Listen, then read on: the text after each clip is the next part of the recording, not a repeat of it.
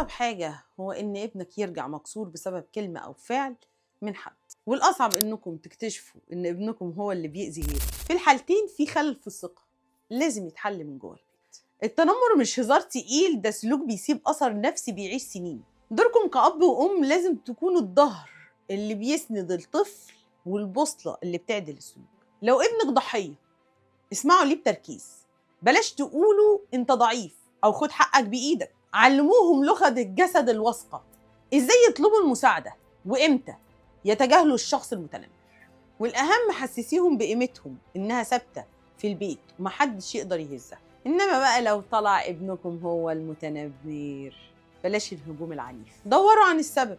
غالبا المتنمر بيدور على السلطة الناقصة في حياته. علموهم إن الإنسانية هي حماية الضعيف مش إننا ندوس عليه. خلوه يتحمل نتيجة فعله ويعتذر بصدق للشخص اللي أذاه.